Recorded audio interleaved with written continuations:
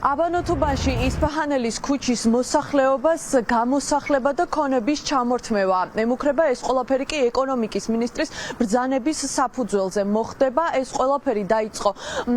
იმიტომ, რომ აქ აშენდეს კულტურის ცენტრი ჰეიდარ ალიევის სახელობის. აღნიშნული პიროვნება არის აზერბაიჯანის მესამე პრეზიდენტი და სწორედ მისი საპატივსაცემო კულტურის ცენტრი უნდა გაიხსნას აქ და ქართულმა ოცნებამ გადაწყვიტა, რომ აქ არსებული მოსახლეობა უნდა გამოასახლონ, სახლები დაატოვებინონ და ქონება ჩამოართვან. მათ უკვე ჰქონდათ საინფორმაციო შეხვედრა მოსახლეობასთან, ისინი იმყოფებოდნენ, სამინისტროს წარმომადგენლები იმყოფებოდნენ კიდეც ადგილზე და როგორც მოქალაქეები ჩვენთან საუბარში ამბობენ,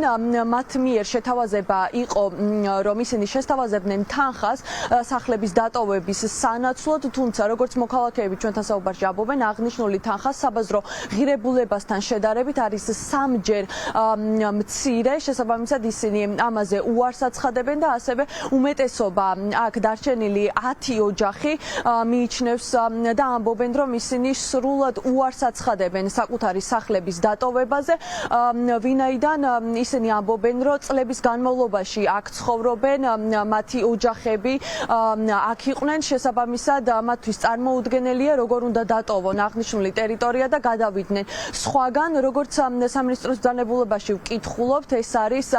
საზოგადოებისათვის საჭირო, აუცილებელი საჭიროებას წარმოადგენს აქ კულტურის ცენტრის აშენება, თუმცა მოქალაქეებს აინტერესებთ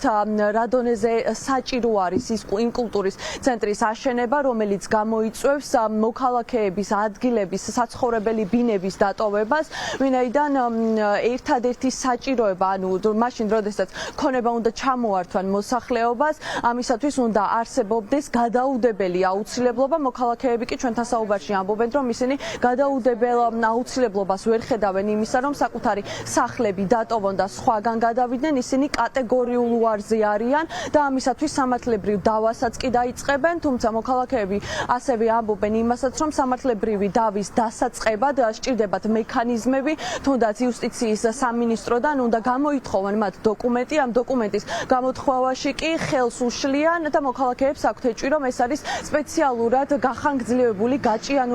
გაჭიანურებული პროცესი, რომელიც არის ხელის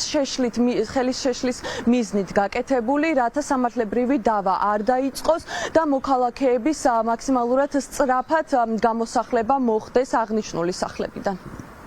ეს არის კულტურული მემკვიდრეობის ზონა, ისტორიული ქალაქის ზონა, რომელიც სეიდაბადის სახელით არის ცნობილი, უძველესია და დაცულია იუნესკოს მიერ. ყოველ შემთხვევაში ეს იყო რესტავრაციის ზონა, მხოლოდ და მხოლოდ ეს იყო დასაშვები და მეტი არაფერი. აქ 10 ოჯახია, რომელიც წინააღმდეგობას უწევს და ეუბნება არას, მაგრამ ამ ხელისუფლებას არ ესმის სიტყვა არა, ანუ ისინი ეუბნებიან არას, რასაკვირველია პირველ რიგში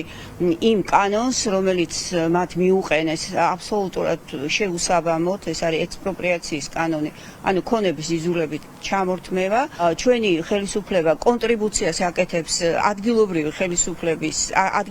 მოსახლეობის ქონების საფუძველზე, ესეთი იზოლებით ჩამორთმევით ქონების ის შედის რაღაც თავისი წილით და იძახის, რომ ესეთი რეგიონალური ურთიერთობის ადგილი უნდა აქ გაიმართოს და ამას უნდა შეეწიროს ეს უძველესი უბანი, რომელიც დღემდე არის შემონახული, ხელუხლებლად არის შემონახული. სამი ოჯახი, რომელიც იბრძოდა და ატერორებდა ამ შეპესესთან ერთად აქ მოსახლე ხალხს, ისინი გავიდნენ. სხვათა შორის ჩაწყობით იმისი სამხარაულის მონაწილეობით და სუსის თანამშრომლის მონაწილეობით ფულების გაყოფა მიდის აქ. ეს ყველაფერი სამშობლო ვისახსოვს და თბილისი ვისახსოვს. აქ არის ფულის ტრიალი, რომელიც რაღაცნაირად სოკარმა თავისი ფული უნდა გააცოცხლოს ამ ტერიტორიაზე, მთავრობის სათავეში მდგომმა ერთმა ადამიანმა თავისი ინტერესები უნდა დაიცვას და ჩვენ გვამუნათებენ, თბილისელებს გვაბულინგებენ. ჩვენ ვიმყოფებით ჩვენ საკუთრებაში, არის ხალხი, რომელიც 50 წელია აქ ცხოვრობს და აქ შევეჩვიეთ, ჩვენ სახკარს შევეჩვიეთ, ჩვენ კუთხე შევეჩვიეთ ერთი მეორე კიდე რომ მოვიდნენ ისეთი მიზერული კაპიკები და ისეთი შეთავაზება შემოგთავაზეს, რომ არანაირი საშუალება არ არის, რომ სხვა საცხოვრებელი ფართი შევიძინო და სხვაგან გადავიდეთ და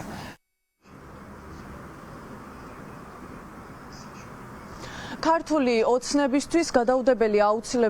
აუცილებელი საჭიროება, როგორც ჩანს, ჰეიდარ ალიევის კულტურული ცენტრი აღმოჩნდა და არა ის მოქალაქეები, რომლებიც აღნიშნულ ტერიტორიაზე წლების განმავლობაში ცხოვრობენ. ეს ადამიანები ასევე ჩვენთან საუბარში აღნიშნავენ იმასაც, რომ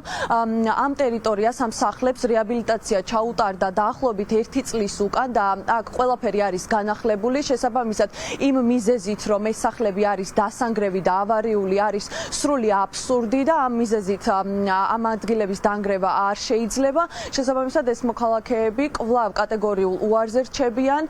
და ასევე ითხოვენ ყურადღებას, რომ მაქსიმალურად მიექცეს ყურადღება ამ ადამიანებს და გამახვილდეს ასევე ყურადღება იმაზეც, რომ ამ ადამიანებს არ მოუწიოთ აღნიშნული ტერიტორიის დატოვება და საკუთარ სახლებში შეძლონ გაჩერება. ამის საპირწონედ არ აშენდეს აქ კულტურული ცენტრი და მათი სახლების დანგრევა არ მოხდეს.